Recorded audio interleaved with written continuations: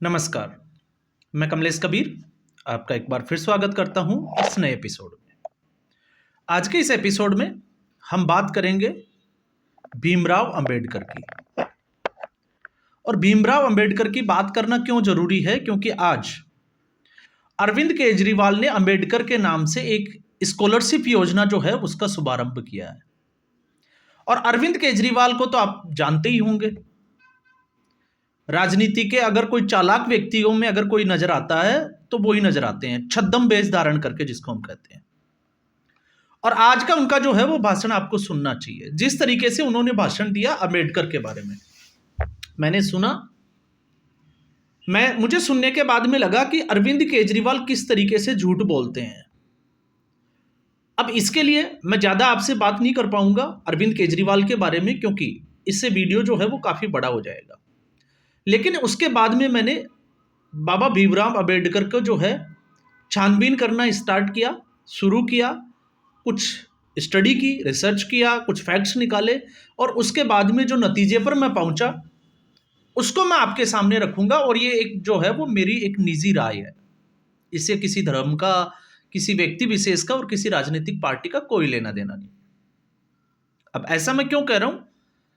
आपको इसको समझने की जरूरत है, क्योंकि अंबेडकर की आपको पता होगा, अंबेडकर अंबेडकर अंबेडकर, और फिर उसके बाद में अमित शाह ने कहा कि अगर आप भगवान का नाम लेते तो आपके जो है वो पाप धुल जाते। तो अब बात ही आ जाती है कि अंबेडकर को भगवान बनाया किसने, और अंबेडकर किन लोगों के भगवान है। तो अंबेडकर आज के समय में अगर एक तरह से हम राजनीति का विश्लेषण करके देखें तो सिर्फ और सिर्फ आरक्षण जीवियों के भगवान है। आपको यह लग रहा हो कि दलितों के, शोषितों के भगवान है, नहीं, वो सिर्फ और सिर्फ आरक्षण जीवियों के भगवान है। और जब मैं ये कहता हूं तो मैं बेसिकली राजस्थान से बिलोंग करता हूं। तो राजस्थान में आज भी आप मीणा जाति का इतिहास आप उठा के देख लीजिए। आरक्षण उनको दिया गया, दलितों को, शोषित वंचित जो सताए हुए जो लोग थे उनको, उनके उत्थान के लिए। यह एक बहुत साहसिक और अच्छा कदम था भीमराव अंबेडकर का। लेकिन आज स्थिति, परिस्थितियां जो है वो बदल चुकी है। और जब हम बात करते हैं संविधान के अनुच्छेद 368 की, तो उसमें प्रावधान भी रखा गया है कि आरक्षण जो है, आरक्षण नहीं, सॉरी, संविधान में संशोधन किया जा सकता है। तो आज क्या जरूरत नहीं है कि आरक्षण जो है वो आर्थिक आधार पे हो? क्या उच्च कुल की जो जातियां जिनको माना जाता है, क्या उनमें कोई गरीब नहीं है? ये एक सोचने वाला। और जब मैं ये कहता हूं तो आप जो है वो जयपुर के, आप पूर्वी हिस्से की अगर हम बात करें, दौसा, करौली, आप अलवर, इस वाले बेल्ट की अगर आप बात करते हो, भरतपुर तक, तो मीणा जाति के लोग रहते हैं। और एक एक घर में 4 से 5-5 लोग जो है वो अफसर लोग बैठे हैं, और लगातार वो आरक्षण का फायदा उठा रहे हैं। उनको आरक्षण का फायदा हो रहा है, क्यों? क्या उनमें योग्यता है? ये बड़ा प्रश्न चिन्ह है। इसका जवाब मैं इस वीडियो में नहीं दूंगा। ये आपको जो है वो अपने विवेक से आकलन करना है। लेकिन जब मैं ये कहता हूं कि बाबा भीमराव अंबेडकर को आज हम इस पूरे वीडियो में खोज करेंगे कि आखिर भगवान बनाया किसने। तो भगवान बनाया भारतीय जनता पार्टी ने। 5 तीर्थों की स्थापना की, जबकि तीर्थ जो है वो भगवान के होते हैं।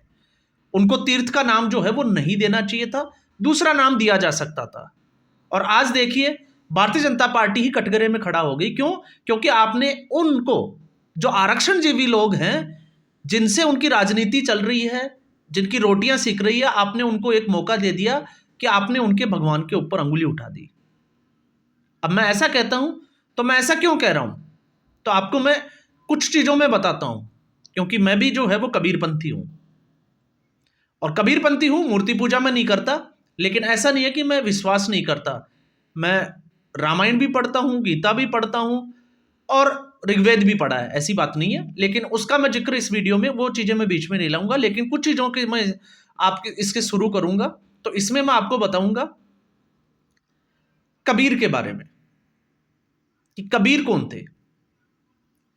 कबीर जहां वो पैदा हुए, उनको भ्रांतियां थी कि कुछ पंथ के लोग मानते हैं कि वो जो है वो अविवाहित लड़की से उत्पन्न हुए, औरत से।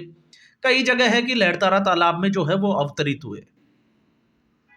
मैं अवतरण वाली थ्योरी पे जो है वो ज्यादा बिलीव करता हूं, क्योंकि मृत्यु उनकी जो थी वो अलग संदेश देती है, लेकिन उससे हमारा इसका कोई लेना देना नहीं है। हमें बात करनी है कबीर के जीवन की। तो कबीर उस वक्त पैदा हुए जब भारत में अंधविश्वास, रूढ़िवादिता चरम पे थी, पाखंड जो थे वो चरम पे थे। लेकिन उन्होंने धर्म परिवर्तन नहीं किया, उन्होंने उस पाखंड के खिलाफ जो है वो लड़ाई लड़ी। अब मैं ऐसा क्यों कह रहा हूं? तो ऐसा मैं इसलिए कह रहा हूं, जब हम भगवान राम की व्याख्या करते हैं तो कबीर का एक दोहा है, एक राम जो दशरथ घर डोले, दूजा राम जो घट घट में बोले, तीजा राम जिसका बिंद में पसारा, और चौथा त्रिभुवन ते न्यारा। चौथा जो राम है, जो परमात्मा है, जिसकी परिकल्पना की जाती है, वो इन तीनों से जो है वो अलग है।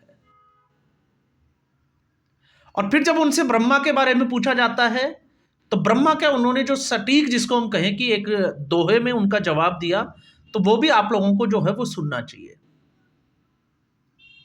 और वो था, विरह जगावे प्रेम को, प्रेम जगावे पीव, पीव जगावे जीव को, यही ब्रह्म और यही जीव।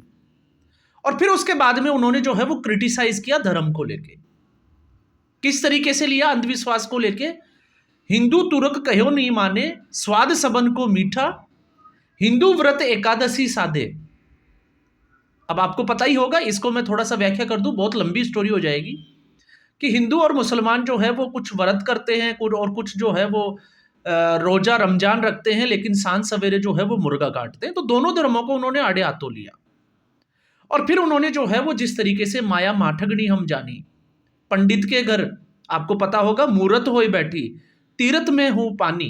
तो इस तरीके से कबीर ने जो है वो अपनी वाणी में एक बड़ा जो है वो पाखंड के खिलाफ, जिस तरीके से जो चल रहा था उसके खिलाफ एक लड़ाई लड़ी। अब मैं इसमें जिक्र क्यों कर रहा हूं, आपको थोड़ा सा अफसोस हो रहा होगा, तो मैं आपको बता देता हूं। भीमराव अंबेडकर का जो जन्म हुआ था वो महार जाति में हुआ था, और उनके पिताजी जो थे महू प्रदेश, क्योंकि वो सैन्य छावनी में कार्यरत थे, 14 अप्रैल 1891 को। अब यहां से बड़ी एक रोचक स्टोरी है जिसको हमें समझने की जरूरत है, और वो स्टोरी ये है कि इनके जो पिताजी थे रामजी, आपको पता होगा, रामजी मालोजी, और सकपाल उनका पूरा नाम था, और भीमा देवी जो है वो उनकी माता जी का नाम था, भीमाबाई करके पुकारते थे। लेकिन इनका परिवार जो था वो कबीरपंथी था। तो हिंदू धर्म में व्याप्त बुराइयों का, अंधविश्वास का और पाखंड का उनके खिलाफ जो है वो थोट कैसे आए होंगे, अब आप समझ गए होंगे।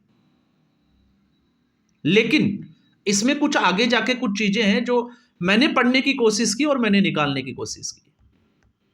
और आज जिस तरीके से चंद्रशेखर आजाद रावण है, समाजवादी पार्टी है, या अरविंद केजरीवाल जो ढोल पीट रहे हैं, वो गलत तरीके से जो है वो इसकी व्याख्या कर रहे हैं।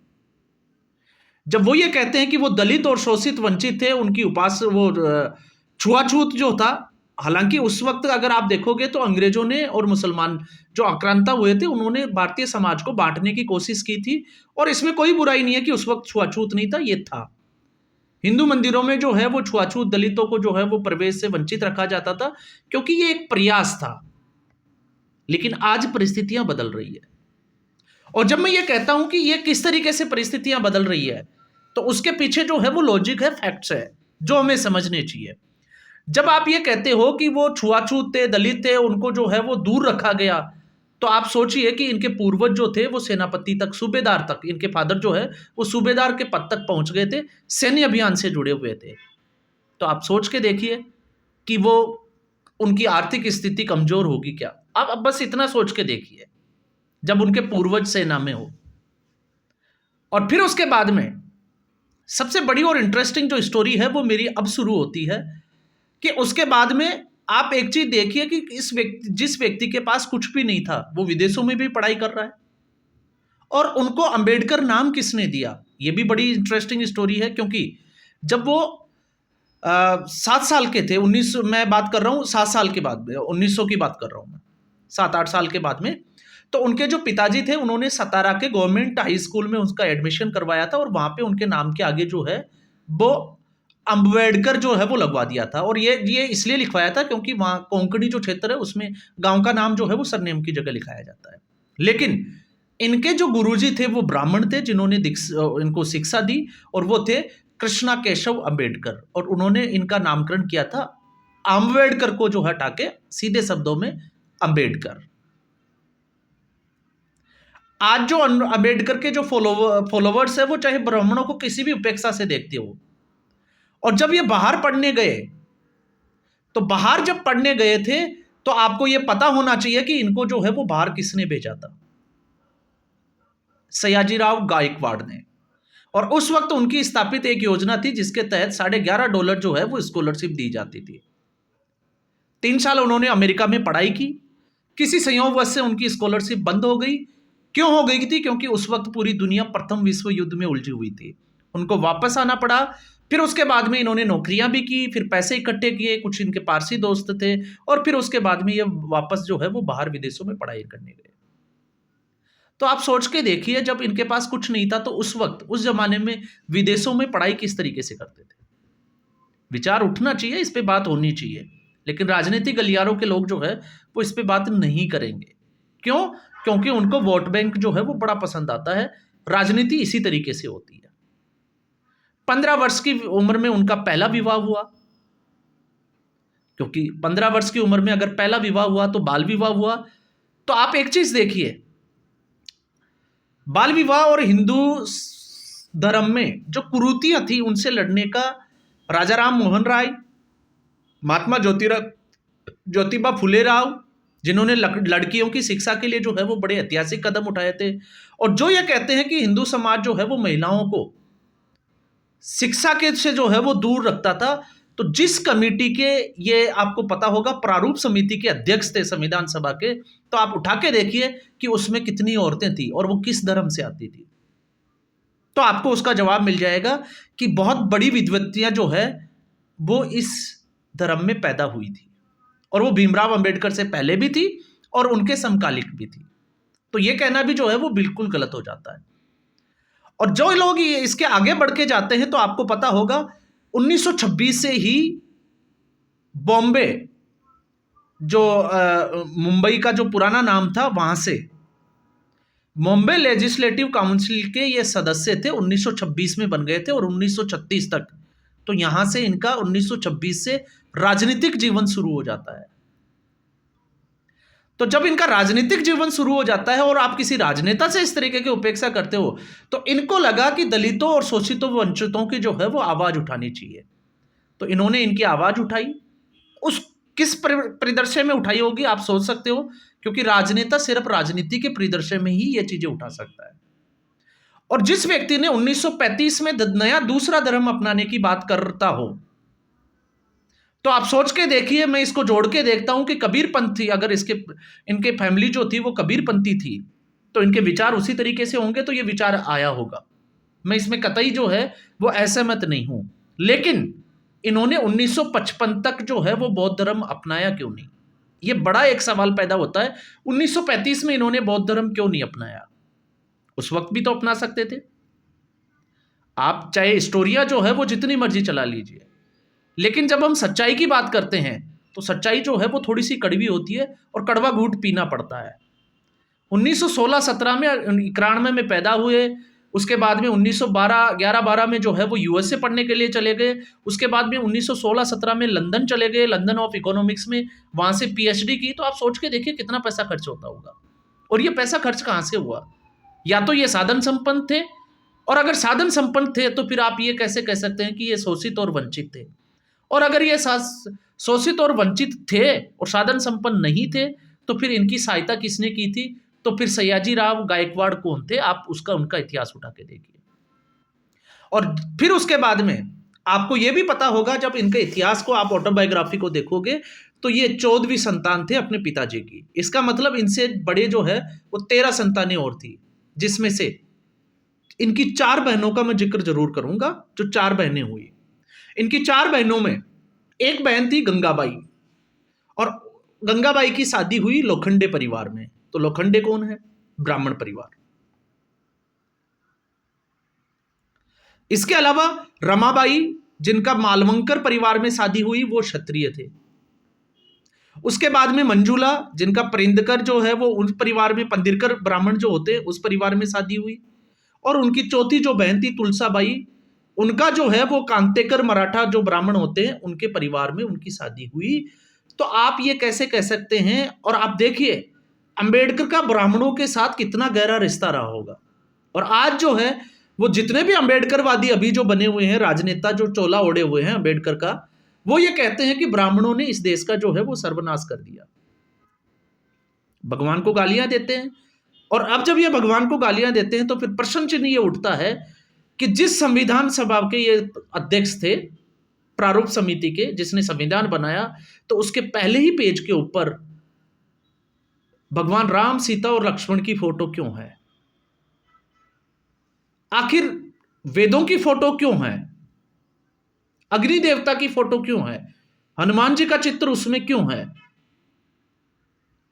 क्या इनको विरोध नहीं करना चाहिए था? क्योंकि ये लोग तो आए दिन बौद्धि जो बने हुए हैं। और आप एक चीज और देखिए, जो अंबेडकर का चोला बनाते हैं, ये अपने नाम के आगे जो है वो बौद्धि तो लिखते हैं, बौद्ध, लेकिन ये भगवान बुद्ध के बजाय जो है वो भगवान अंबेडकर को क्यों बना दिया इन्होंने? बुद्ध को भगवान क्यों नहीं माना? क्योंकि अंबेडकर ने तो अपना भगवान जो है वो बुद्ध को माना, उनको समर्पित कर दिया उन्होंने। और जब समर्पण किया तो उसके बाद ये ज्यादा जीवित भी नहीं रहे, तो उसके बाद का ज्यादा इतिहास है भी नहीं। लेकिन कहते हैं 1955 के बाद में जो है इन्होंने 5 लाख अनुयायियों के साथ में अपना जो है वो धर्म परिवर्तन किया। और आज भी हिंदू जो है वो बौद्ध धर्म को मानते हैं, जाते हैं बौद्धिस्टों में, मठों में जाते हैं, जैन धर्म को भी मानते हैं, गुरुद्वारों में भी मत्था टेकने जाते हैं। तो क्या अकेले हिंदू धर्म में जो है वो बुराइयां हैं? और जो अंबेडकरवादी अभी जो है, क्या उनके धर्म में बुराई नहीं है? क्या वो अंधविश्वास नहीं करते? आप उठा के देखिए, गांव गांव में आपको मिल जाएंगे बहुत सारे। लेकिन ये बात करने वाला कोई नहीं मिलेगा, क्योंकि इससे राजनेताओं का वोट बैंक खराब हो जाता है। तो मैंने ये कारण बताए हैं आपको। ये कारण जो है वो हमेशा जो है वो हमें पढ़ना चाहिए, इनको समझना चाहिए। और जब मैं अब बात करूंगा दूसरा, इनकी दूसरी शादी जो हुई, क्योंकि इनकी पहली पत्नी का देहांत हो गया था, ये अकेले थे। फिर उसके बाद में 1947 में ये करीब आए। और किसके करीब आए? डॉक्टर सविता, जो कि डॉक्टर भी थी, समाज सुधारक भी थी, और उसने दलितों के उत्थान का जो आंदोलन चला था उसमें बढ़ चढ़कर भाग लिया था। लेकिन आपको जो है वो बहुत कम किताबों में ये मिलेगा कि उनका दूसरा नाम शारदा कबीर था। जैसे मेरा नाम कमलेश कबीर है, मैं जाट परिवार से आता हूं, लेकिन मैं कबीर इसलिए लगाता हूं क्योंकि मैं कबीरपंथी हूं। मूर्ति पूजा मैं नहीं करता, लेकिन वेदों को मैं मानता हूं, पढ़ता हूं। और क्यों पढ़ता हूं, किसी दिन जो है वो विशेष एक वीडियो बनाऊंगा, वो बहुत लंबा हो जाएगा, इसलिए मैं उसमें जिक्र नहीं करूंगा। लेकिन मैं क्यों बता रहा हूं, वो इसलिए बता रहा हूं क्योंकि आपकी संस्कृति बहुत मजबूत है। सिर्फ इसको जो है वो राजनेताओं के द्वारा तोड़ने का प्रयास किया गया। और भीमराव अंबेडकर खुद एक राजनेता थे, वो राजनीति से जुड़े हुए थे, दलितों और शोषितों की जो है वो राजनीति करते थे। लेकिन दलितों और शोषित वंचितों के लिए उन्होंने जो है वो एक, जिसको हम कहें कि अच्छे कदम उठाए, इसलिए उनकी प्रशंसा करनी चाहिए। लेकिन वो भगवान नहीं हो सकते, राष्ट्र नायक हो सकते हैं। आजादी के समय उनकी जो है वो अहम भूमिका रही। संविधान में उनको जो है वो शोषित वंचितों को अधिकार दिलाने में उनका अहम रोल रहा। लेकिन आप उनको भगवान नहीं कह सकते। और अगर आप भगवान कहते हो तो फिर आप सिर्फ और सिर्फ जो है वो राजनीति कर रहे हो, क्योंकि आपने फिर भीमराव अंबेडकर को करीब से जाना ही नहीं।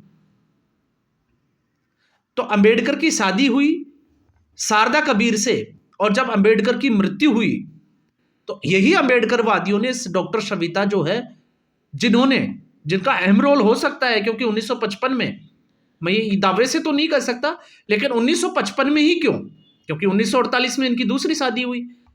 और जो डॉक्टर सविता थी उनका तो देहांत भी अभी 2003 में हुआ है। तो 1948 में उनकी शादी होती है, और उसके 5-7 साल बाद में, और वो भी जो है वो उसी विचारधारा से आती है। तो हो सकता है उनके धर्म परिवर्तन में अहम भूमिका जो है, उन्होंने सोचा नहीं हो इससे पहले कि बौद्ध धर्म में जाएंगे, उनका विचार जो है वो बाद में सहमति से आया हो।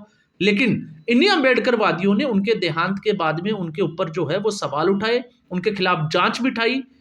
हालांकि उनको बाद में क्लीन चिट मिल गई, लेकिन अंबेडकरवादियों ने डॉक्टर सविता को, या हम कहें कि शारदा कबीर को, उसके बाद में कभी अपनाया ही नहीं। तो इतिहास जो है वो आपको बहुत कुछ देखने को मिलेगा।